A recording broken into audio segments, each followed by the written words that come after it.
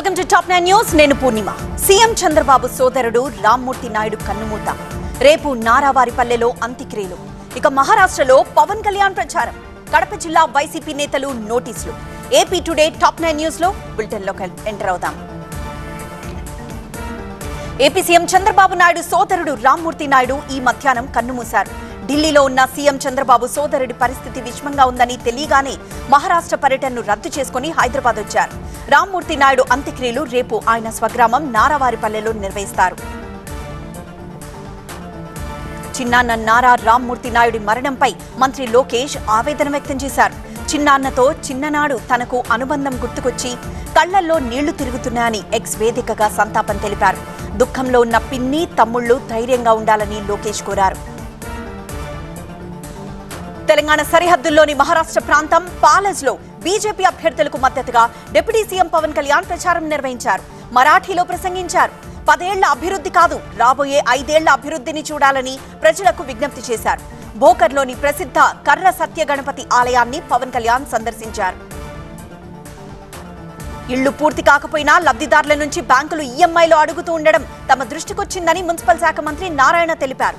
అసెంబ్లీలో టిడ్కో ఇళ్లపై జరిగిన చర్చలో మంత్రి పాల్గొన్నారు. ఈ విషయమై బ్యాంకులతో చర్చిస్తామని తెలిపారు. దాదాపు నిర్మాణాలు పూర్తయిన టిడ్కో ఇళ్లకు మౌలిక సదుపాయాలు కల్పిస్తామని మంత్రి నారాయణ హామీ ఇచ్చారు. అసెంబ్లీ 0 అవర్ డ్రైవర్ లేని కారులా మారిందని టీడీపీ ఎమ్మెల్యే కూన రవికుమార్ ఆరోపించారు. ఎమ్మెల్యేలు చెప్తున్న సమస్యలు మంత్రులు రాసుకుంటున్నారో లేదో తెలియడం లేదని విమర్శించారు. దీనిపై మంత్రి అచ్చెన్నాయుడు స్పందించారు. సభ్యులు చెప్తున్న సమస్యలను తాను రాసుకుంటున్నానని తెలిపారు. వాటిని పరిష్కరించిన తర్వాత సభ్యులకు సమాచారం ఇస్తామన్నారు. ఆఖరి వరుసలో కూర్చోవడం వల్ల ముందు జరిగేది రవికుమార్ కు తెలియడం లేదని స్పీకర్ చమత్కరించారు. డిఎస్సి శిక్షణ తీసుకోవాలనుకునే బీసీ అభ్యర్థుల కోసం ప్రతి జిల్లాలో ఉచిత కోచింగ్ సెంటర్లు ఏర్పాటు చేసినట్లు బీసీ సంక్షేమ శాఖ మంత్రి సవిత తెలిపారు. ఆన్లైన్ ద్వారా కూడా శిక్షణ అందించేలా చర్యలు తీసుకుంటామన్నారు. వైసీపీ హయాంలో పులివెందుల్లో భారీగా భూ కబ్జాలు జరిగాయని నియోజకవర్గ ఇన్ఛార్జ్ బీటెక్ రవి ఆరోపించారు. ఎంపీ అవినాష్ రెడ్డి కుటుంబ సభ్యులు తొండూరు మండలంలో 200 ఎకరాల ప్రభుత్వ భూమిని ఆక్రమించి సాగు చేశారని వివరించారు. ప్రభుత్వ భూమికి 50,000 రూపాయలు రేటు కట్టి రిజిస్ట్రేషన్ కూడా చేయించుకున్నారని తెలిపారు. Kadapa MP YS Avinash Reddy PA Raghavareddy ఇంటికి పోలీసులు సెర్చ్ వారెంట్ అందించారు. రాఘవరెడ్డి సొంత గ్రామం అంబకపల్లెలోని ఇంటిని సోదా చేసేందుకు పులివెందుల ఇన్స్పెక్టర్ కు అధికారం ఇస్తున్నట్లు పులివెందుల ఎస్డిపిఓ ఈ నోటీసులో పేర్కొన్నారు. YCP social media coordinator Vivekananda రెడ్డికి పోలీసులు 41A నోటీసులు ఇచ్చారు. దీనిని పులివెందుల్లోని ఆయన ఇంటికి అంటించారు. వర్రా రవీంద్రరెడ్డిని ఈ నెల 11న అదుపులోకి తీసుకున్నట్లు డీఐజీ చెప్పడం అబద్ధమని ఆయన భార్య కళ్యాణి ఆరోపించారు. ఈ నెల 8న కర్నూలు టోల్ ప్లాజా దగ్గర పోలీసులు రవీంద్రరెడ్డిని అదుపులోకి తీసుకున్నారని వెల్లడించారు. అప్పటి నుంచి చిత్రహింసలు పెడుతూ తమకు అనుకూలంగా పోలీసులు వాంగ్మూలం తీసుకున్నారని కళ్యాణి వివరించారు. మహారాష్ట్రలో సీఎం రేవంత్ ప్రచారం. మూసీ ఒడ్డున నిద్రకు సిద్ధమైన కేంద్ర మంత్రి కిషన్ రెడ్డి. దేవుళ్లను కూడా మోసం చేసిన వ్యక్తి రేవంత్ అని భగ్గుమన్న KTR. Telangana today top 9 news చూద్దాం. మహారాష్ట్ర అసెంబ్లీ ఎన్నికల్లో సీఎం రేవంత్ రెడ్డి ఇండియా కూటమి అభ్యర్థుల తరపున ప్రచారం చేస్తున్నారు. 2 రోజుల పర్యటనలో భాగంగా ఆయన నాగ్పూర్ వచ్చారు. అక్కడి నుంచి చంద్రపూర్ సభలో ప్రసంగించారు. రాష్ట్రాలు వేరైనా మనదంతా ఒకే కుటుంబం అన్నారు. ఒకప్పుడు ఈ ప్రాంతమంతా హైదరాబాద్ రాజ్యంలో భాగమని రేవంత్ గుర్తు చేశారు.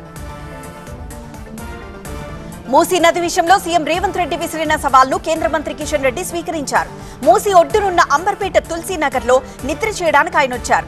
అక్కడ బస్తీ ప్రజలతో ఆయన మాట్లాడారు. మూసీ ప్రక్షాళనకు తాము వ్యతిరేకం కాదని, కానీ పేదల ఇళ్లు కూల్చుతామంటే మాత్రం ఊరుకోబోమని కిషన్ రెడ్డి స్పష్టం చేశారు. మూసీ ప్రాజెక్టును సీఎం రేవంత్ విరమించుకుంటే ఈ బస్తీల్లోనే 3 నెలలు ఉండేందుకు తాను సిద్ధమని కిషన్ రెడ్డి ప్రకటించారు.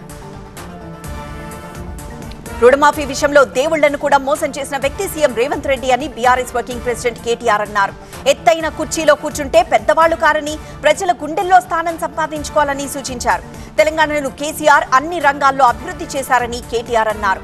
పైరవీల కోసం కొందరు ఎమ్మెల్యేలు పార్టీలు మారారని ఆరోపించారు. వచ్చే ఎన్నికల నాటికి రాష్ట్రంలో బీఆర్ఎస్ ఉండదని పీసీసీ అధ్యక్షుడు మహేష్ కుమార్ గౌడ్ అన్నారు. రాష్ట్ర ప్రజల ఆకాంక్షలను బీఆర్ఎస్ నెరవేర్చలేకపోయిందని విమర్శించారు. విపక్షంగా వ్యవహరించడంలో ఆ పార్టీ పూర్తిగా విఫలమైందని మండిపడ్డారు. 10 ఏళ్ల పాలనలో బీఆర్ఎస్ ఇచ్చిన ఉద్యోగాల కన్నా ఏడాది వ్యవధిలో కాంగ్రెస్ సర్కార్ ఇచ్చిన ఉద్యోగాలే ఎక్కువని మహేష్ కుమార్ గౌడ్ వివరించారు. బీఆర్ఎస్ నేతల నోటి నుంచి అహింస అనే మాటలు రావడం ఆశ్చర్యం కలిగిస్తోందని మంత్రి శ్రీధర్ బాబు అన్నారు. గాంధీ సిద్ధాంతాల గురించి మాట్లాడుతూ ఉండడం విడ్డూరంగా ఉందన్నారు. అధికారులు దాడులకు పాల్పడింది బీఆర్ఎస్ వాళ్లేనని ఆరోపించారు. తాటి చెట్ల ఎత్తు తక్కువ ఉండేలా శాస్త్రీయ పరిశోధనలు జరుగుతున్నాయని బీసీ సంక్షేమ శాఖ మంత్రి పొన్నం ప్రభాకర్ అన్నారు. తాటి చెట్టు ఎక్కే ప్రతి గీత కార్మికుడికి కాటమయ్య రక్షక్ కవచ్ కిట్లు అందజేస్తామని తెలిపారు.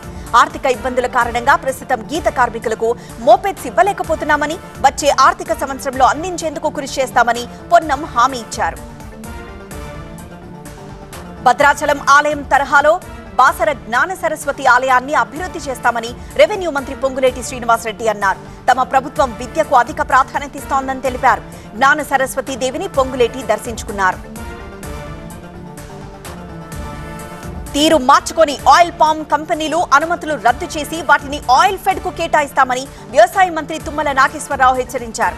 వచ్చే ఏడాది చివరికల్లా ప్రతి కంపెనీ దానికి కేటాయించిన జోన్లలో ప్రాసెసింగ్ కంపెనీలు ఏర్పాటు చేయాల్సిందేనని తుమ్మల స్పష్టం చేశారు. ఏబీవీపీ నాయకులపై పోలీసులు బాసర ఐఐటీ సెక్యూరిటీ సిబ్బంది దాడి చేయడం దారుణమని కేంద్ర హోంశాఖ సహాయ మంత్రి బండి సంజయ్ అన్నారు. ఆత్మహత్య చేసుకున్న విద్యార్థి కుటుంబానికి న్యాయం చేయమంటే దాడి చేస్తారా అని ప్రశ్నించారు. విద్యార్థిని మృతికి ప్రభుత్వమే బాధ్యత వహించాలని బండి సంజయ్ డిమాండ్ చేశారు. ఖాళీ అయిన భద్రకాళి చెరువు, మెగా టెక్స్టైల్ పార్క్ కోసం స్థలాలు కోల్పోయిన వారికి ఇళ్లు, సర్చార్జ్ పెంపు ప్రతిపాదన విరమించుకోవాలని వైసీపీ డిమాండ్. తెలుగు రాష్ట్రాల టాప్ 9 న్యూస్ చూద్దాం. ఏపీలో పన్ను పెంచేందుకు చేసిన ప్రతిపాదన వెంటనే ఉపసంహరించుకోవాలని మాజీ ఎంపీ భరత్ డిమాండ్ చేశారు. పన్ను పెంచేందుకు కేంద్రం అనుమతిని చంద్రబాబు కోరారని వెల్లడించారు. పన్ను పెంపు ప్రతిపాదన విరమించుకోకపోతే రాష్ట్ర వ్యాప్తంగా ఆందోళనలు చేపడతామని భరత్ హెచ్చరించారు. పూడిక, గుర్రపు డెక్క తొలగించేందుకు వరంగల్ భద్రకాళి చెరువుని ఖాళీ చేశారు. 382 ఎకరాల్లో విస్తరించి ఉన్న ఈ చెరువులో 150 క్యూసెక్ల నీరుంది. ఈ నీటిని ఖాళీ చేసేందుకు 8 రోజులు పట్టింది. రైల్వే కార్మికుల సంక్షేమం, వారి డిమాండ్లు నెరవేర్చడం కోసం దశాబ్దాలుగా తాము పోరాడుతున్నామని దక్షిణ మధ్య రైల్వే ఎంప్లాయీస్ సంఘ్ ప్రధాన కార్యదర్శి మర్రి రాఘవయ్య తెలిపారు. కార్మిక సంఘం ఎన్నికల ప్రచారంలో భాగంగా ఆయన గుంటూరు డివిజన్లో పర్యటించారు. బీసీ రిజర్వేషన్ల కోసం తెలంగాణలో ఏర్పాటు చేసిన ప్రత్యేక కమిషన్ ఉమ్మడి నల్గొండ జిల్లాలో ప్రజాభిప్రాయ సేకరణ చేపట్టింది. జనాభాలో బీసీల శాతం ప్రకారం స్థానిక సంస్థలో రిజర్వేషన్లు ఉండాలనే సూచనలు తమకందాయని కమిషన్ చైర్మన్ వెంకటేశ్వరరావు తెలిపారు. వరంగల్ మెగా టెక్స్టైల్ పార్క్ కోసం భూములు కోల్పోయిన వారికి ఇందిరమ్మ ఇళ్లు మంజూరు చేస్తూ ప్రభుత్వం ఉత్తర్వులు జారీ చేసింది. ప్రభుత్వం ప్రత్యేక కోటా కింద మొత్తం 863 ఇళ్లు మంజూరు చేస్తున్నట్లు ఈ ఉత్తర్వుల్లో పేర్కొన్నారు. వీరి కోసం ఇందిరమ్మ ఇళ్ల అర్హత నిబంధనలు సడలిస్తున్నట్లు తెలిపారు. ప్రకాశం జిల్లా పుల్లల చెరువు మండలం నరజాముల తండా సమస్యలు తెలుసుకునేందుకు సబ్ కలెక్టర్ అక్కడికొచ్చారు. అటవీ అధికారులు తమను వేధిస్తున్నారని ఈ తండావాసులు ఇటీవలే ఎస్టీ కమిషన్ కు ఫిర్యాదు చేశారు. దీనిపై కమిషన్ కలెక్టర్ను నివేదిక కోరారు. పెద్దపల్లి జిల్లా వెన్నంపల్లి గ్రామస్తులు కార్తీక మాసం సందర్భంగా పాండవుల లంకకు పాదయాత్రగా వచ్చారు. పాండవుల లంక అనే ప్రాంతం లక్ష్మీదేవికి పుట్టినిల్లని వీరి నమ్మకం. వనవాస సమయంలో పాండవులు ఇక్కడ గడిపిన ఆనవాళ్లున్నాయి. ఈ ప్రాంతంలో ఎలాంటి విద్యుత్ సౌకర్యం లేకపోవడంతో ఒక భక్తుడు సొంత ఖర్చుతో జనరేటర్ ఏర్పాటు చేశాడు. వైసీపీ ఎమ్మెల్సీ దువ్వాడ శ్రీనివాస్, భరత్ తిరుమల శ్రీనివాసుని దర్శించుకున్నారు. సంగీత దర్శకుడు తమన్ కూడా స్వామివారి దర్శనం చేసుకున్నారు. విదేశీ పర్యటనలో ప్రధాని మోదీ మహారాష్ట్ర, జార్ఖండ్లో జోరుగా ప్రచారం. మణిపూర్లో పెరుగుతున్న ఉద్రిక్తతలు. టాప్ 9 నేషనల్ న్యూస్ చూద్దాం. నైజీరియా, బ్రెజిల్, గయానా దేశాల పర్యటనకు ప్రధాని మోదీ ఢిల్లీ నుంచి బయలుదేరారు. నైజీరియా దేశ అధ్యక్షుడు బొలా అహ్మద్ టినుబు ఆహ్వానం మేరకు ప్రధాని మోదీ తొలిసారి ఆ దేశాన్ని సందర్శిస్తున్నారు. ఈ పర్యటనలో భాగంగా ఈ నెల 19న బ్రెజిల్లో జరిగే 19వ G20 సదస్సుకు మోదీ హాజరవుతారు. ఆ తర్వాత గయానా సందర్శిస్తారు. గడిచిన 50 ఏళ్లలో భారత ప్రధాని ఒకరు గయానా సందర్శించడం ఇదే మొదటిసారి. ఉమ్మడి సివిల్ కోడ్ అమలు ద్వారా గిరిజన జనాభాకు ఎటువంటి నష్టం కలగదని కేంద్ర హోంమంత్రి అమిత్ షా హామీ ఇచ్చారు. అసెంబ్లీ ఎన్నికలు జరగనున్న జార్ఖండ్లో ఆయన ప్రచారం చేశారు. కాంగ్రెస్ జేఎంఎం చొరబాటుదారులను కాపాడుతున్నాయని మండిపడ్డారు. తాము అధికారంలోకి రాగానే చొరబాటుదారులందరినీ జార్ఖండ్ నుంచి తరిమి కొడతామని అమిత్ షా ప్రకటించారు. రాహుల్ గాంధీ తాను ప్రయాణిస్తున్న హెలికాప్టర్లను కావాలని అడ్డుకుంటున్నారని కాంగ్రెస్ అధ్యక్షుడు మల్లికార్జున ఖర్గే ప్రధాని మోదీ, హోంమంత్రి అమిత్ షాను విమర్శించారు. చొరబాటుదారుల పేరు చెప్తూ ప్రతి ఒక్కరిని బీజేపీ భయపెడుతోందని ఖర్గే మండిపడ్డారు. చొరబాట్లను నిరోధించకుండా కేంద్రంలో మీ ప్రభుత్వమే ఏం చేస్తోందని ఖర్గే ప్రశ్నించారు. హెలికాప్టర్లను ఆపగలిగినప్పుడు చొరబాటుదారులను ఆపలేరా అని నిలదీశారు. కులగణన చేపడతామని, 50% రిజర్వేషన్ల ఆంక్షలు తొలగిస్తామని బహిరంగంగా చెప్పగల ధైర్యం ప్రధాని మోదీ, హోంమంత్రి అమిత్ షాకు ఉందా అని కాంగ్రెస్ నాయకురాలు ప్రియాంక గాంధీ సవాల్ చేశారు. రిజర్వేషన్లకు రాహుల్ వ్యతిరేకమని తప్పుడు ప్రచారం చేస్తున్నారని షిరిడీలో అన్నారు. కులగణన చేయాలని డిమాండ్ చేస్తూ కన్యాకుమారి నుంచి కశ్మీర్ వరకు పాదయాత్ర చేశారని ప్రియాంక తెలిపారు. బీజేపీ దాని మిత్రపక్షాలకు రాజ్యాంగం అనేది ఖాళీగా కనిపించొచ్చు కానీ అది కాంగ్రెస్ ఇండియా కూటమికి అది దేశ డిఎన్ఏ అని కాంగ్రెస్ నేత రాహుల్ గాంధీ అన్నారు. ఇది సైద్ధాంతిక పోరాటమని తెలిపారు. ముంబైలోని ధారావి భూమిని అమ్మేందుకు అదానీతో బేరం కుదిరిందని రాహుల్ ఆరోపించారు. ఉప ఎన్నికలు జరుగుతున్న యూపీలోని వివిధ ప్రాంతాల్లో సీఎం యోగి ఆదిత్యనాథ్ భారీ రోడ్ షో నిర్వహించారు.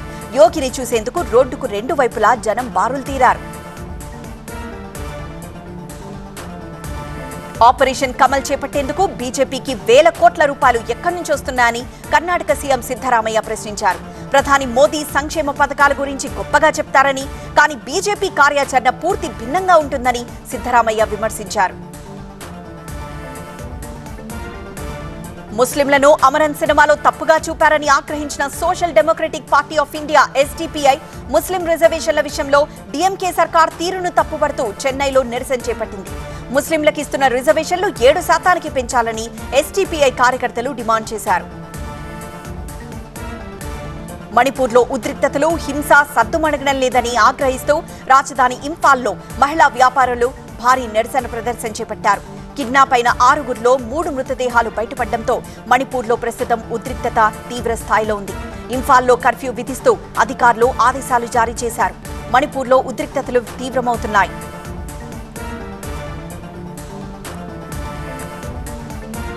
రచ్చకెక్కిన నయనతార, ధనుష్ వివాదం. కస్తూరిని పట్టుకునేందుకు రంగంలోకి దిగిన చెన్నై పోలీసులు. రేపు మూతబడనున్న బద్రీనాథ్ ఆలయం. కశ్మీర్లో భారీగా మంచు. టాప్ 9 మెట్రో న్యూస్ చూద్దాం. 3 సెకండ్ల విజువల్స్ వాడినందుకు 10 కోట్ల రూపాయలు చెల్లించాలంటూ నటుడు ధనుష్ లీగల్ నోటీస్ పంపడంపై ప్రముఖ నటి నయనతార విస్మయం వ్యక్తం చేశారు. ధనుష్ లీగల్ నోటీస్ పై ఆమె 3 పేజీల బహిరంగ లేఖ విడుదల చేశారు. తన డాక్యుమెంటరీ కోసం ఎన్ఓసీ కోరుతూ 2 ఏళ్లుగా తాను పోరాటం చేశానని ఈ లేఖలో నయనతార పేర్కొన్నారు. వివిధ దేశాలకు చెందిన 14 మంది హై కమిషనర్లు, రాయబారులు ఒడిశాలోని ప్రపంచ ప్రఖ్యాత కోణార్క్ ఆలయాన్ని సందర్శించారు. ఒడిశా అధికారులు ఈ ఆలయ గొప్పదనాన్ని, విశిష్టతను వారికి వివరించారు. ఇది గొప్ప నిర్మాణమని కొనియాడారు. కోణార్క్ ఆలయాన్ని ప్రపంచ వారసత్వ సంపదగా పరిరక్షించాలని కోరారు. చార్ధామ్ క్షేత్రాల్లో ఒకటైన బద్రీనాథ్ ఆలయం రేపు మూతపడనుంది. దీనికి సంబంధించి ఏర్పాట్లు బద్రీ క్షేత్రంలో మొదలయ్యాయి. రేపు రాత్రి 9:07 ఈ ఆలయాన్ని మూసేస్తారు. గ్రహస్థితులను బట్టి ఆలయం మూసివేసే తేదీని దసరా పండుగ రోజు నిర్ణయిస్తారు. కశ్మీర్లోని సోన్మార్గ్ లో దట్టంగా మంచు కురుస్తోంది. రోడ్లపై మంచు భారీగా పేరుకుపోయింది. మంచు కారణంగా విజిబిలిటీ పూర్తిగా తగ్గిపోయింది. మంచు కురుస్తూ ఉండడంతో పెద్ద సంఖ్యలో పర్యాటకులు కశ్మీర్ వస్తున్నారు. అండమాన్ నికోబార్ దీవుల్లోని శ్రీ విజయపురం వీర్ సావర్కర్ అంతర్జాతీయ విమానాశ్రయంలో తొలి అంతర్జాతీయ విమానం ల్యాండ్ అయింది. ఎయిర్ ఏషియాకు చెందిన ఈ విమానం కోలాలంపూర్ నుంచి వచ్చింది. ఈ ఎయిర్పోర్ట్ కు 22 ఏళ్ల క్రితం అంతర్జాతీయ హోదా వచ్చినా విమానం వచ్చేందుకు 7 ఏళ్లు పట్టింది. పంజాబ్ శిరోమణి అకాలీదళ్ పార్టీ అధ్యక్ష పదవికి సుఖ్బీర్ సింగ్ బాదల్ రాజీనామా చేశారు. 2008 నుంచి ఆయన పార్టీ అధ్యక్షుడిగా ఉన్నారు. సిక్కు ధర్మానికి వ్యతిరేకంగా వ్యవహరించారనే ఆరోపణలపై సిక్కుల అత్యున్నత సంస్థ అకల్ తఖ్త్ ఆయన్ను ద్రోహిగా ప్రకటించింది. అయితే ఇంతవరకు విధించే శిక్షను మాత్రం ప్రకటించలేదు. ఈ క్రమంలో ఆయన పార్టీ అధ్యక్ష పదవికి రాజీనామా చేశారు. మణిపూర్లో కొత్తగా 6 పోలీస్ స్టేషన్ల పరిధిలో విధించిన ఏఎఫ్ఎస్పీఏను ఎత్తివేయాలని డిమాండ్ చేస్తూ రాజధాని ఇంఫాల్లో మహిళలు ధర్నా చేపట్టారు. మణిపూర్ను కాపాడండి, స్థానిక ప్రజలను కాపాడాలి అంటూ ప్లకార్డులు ప్రదర్శించారు. సైనిక దళాల ప్రత్యేక చట్టాన్ని ఎత్తేసేంత వరకు తమ ధర్నాన్ని కొనసాగిస్తున్నామని మహిళలు హెచ్చరించారు. అరవింద్ కేజ్రీవాల్ ర్యాలీ ఉందని చెప్పి తమను అడ్డుకోవడంపై పంజాబ్లోని గిద్దర్బార్ రైతులు తీవ్ర ఆగ్రహం వ్యక్తం చేశారు. పోలీసులు ఏర్పాటు చేసిన బ్యారికేడ్లను నెట్టేసి ముందుకు వెళ్లారు. ఈ నెల 19న విచారణకు రావాలని ఆర్టీవీకి ప్రకాశం జిల్లా పోలీసుల నోటీసు. జ్వాలా తోరణంలో అపశృతి, పల్లెపాలెం బీచ్ కు కొట్టుకొచ్చిన డాల్ఫిన్. టాప్ 9 పల్లె వార్తలు చూద్దాం. ముఖ్యమంత్రి చంద్రబాబు, డిప్యూటీ సీఎం పవన్ కళ్యాణ్, మంత్రి లోకేష్ పై ఎక్స్ లో పోస్ట్ చేసిన అభ్యంతరకర పోస్టులకు సంబంధించి దర్శకుడు రామ్ గోపాల్ వర్మను ఈ నెల 19న విచారణకు రావాలని నోటీసులు ఇచ్చినట్లు ప్రకాశం జిల్లా ఎస్పీ తెలిపారు. ప్రకాశం జిల్లా మద్దిపాడు పోలీస్ స్టేషన్లో దాఖలైన పిటిషన్పై పోలీసులు ఇప్పటికే ఆర్టీవీకి వ్యక్తిగతంగా నోటీసులు ఇచ్చారు. బాసర జ్ఞాన సరస్వతి ఆలయ గోదావరి ఘాట్లను నిర్మల్ జిల్లా కలెక్టర్ అభినవ్ పరిశీలించారు. భక్తులకు అందుతున్న సౌకర్యాల గురించి ఆరా తీశారు. పార్కింగ్ అడ్డదిడ్డంగా ఉండడంపై అసంతృప్తి వ్యక్తం చేశారు. సమస్యలు పరిష్కరించాలని డిమాండ్ చేస్తూ మినీ అంగన్వాడీ కార్యకర్తలు సత్యసాయి జిల్లా పుట్టపర్తి కలెక్టరేట్ ఎదుట బైఠాయించారు. వర్షం పడుతున్నా లెక్క చేయకుండా రోడ్డుపై కూర్చున్నారు. తమపై ప్రభుత్వం మొండి వైఖరి నశించాలని నినాదాలు చేశారు.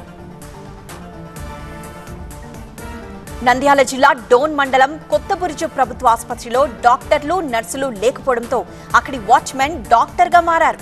ఆసుపత్రికి వచ్చిన వారికి అతనే పరీక్షలు చేస్తున్నారు. గత్యంతరం లేక రోగులు వాచ్మెన్ వైద్యాన్ని తీసుకుంటున్నారు. 2 రోజులుగా కురుస్తున్న వర్షాలకు కడప జిల్లా రైతులు తల్లడిల్లుతున్నారు. వేంపల్లి మండల పరిధిలో వరి కోతలు జరగడంతో రోడ్డుపై వడ్లు ఆరబోస్తున్నారు. వర్షం వస్తుందని వాటిపై కవర్లు కప్పడంతో ఆ వేడికి వడ్లు మొలకెత్తాయి. అటు వర్షాలకు పొలాల్లో ఉన్న పంట నేలకొరిగింది.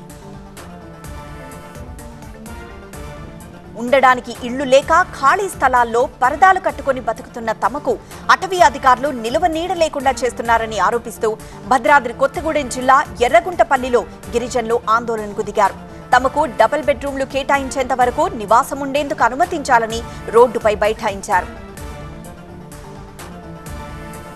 కూలీకి తగిన గిట్టుబాటు ధర కల్పించాలని కోరుతూ ఇసుక కూలీలు ఆందోళన చేపట్టడంతో తూర్పుగోదావరి జిల్లా సీతానగరం మండలం వంగలపూడిలో ఇసుక తవ్వకాలు నిలిచిపోయాయి. ట్రాక్టర్ల ముందు కూలీలు బైఠాయించారు. దాదాపు టన్ను బరువున్న భారీ డాల్ఫిన్ చేప బాపట్ల జిల్లా పల్లెపాలెం బీచ్ కు కొట్టుకొచ్చింది. అది ప్రాణంతో ఉండడంతో మత్స్యకారులు దాన్ని వెంటనే సముద్రంలోకి వదిలేశారు. ఈ డాల్ఫిన్ కు ఒక రెక్క పూర్తిగా దెబ్బతింది. గుజరాత్లోని భావనగర్ తీరంలో డాల్ఫిన్ చేపలు ఎక్కువగా కనిపిస్తాయి.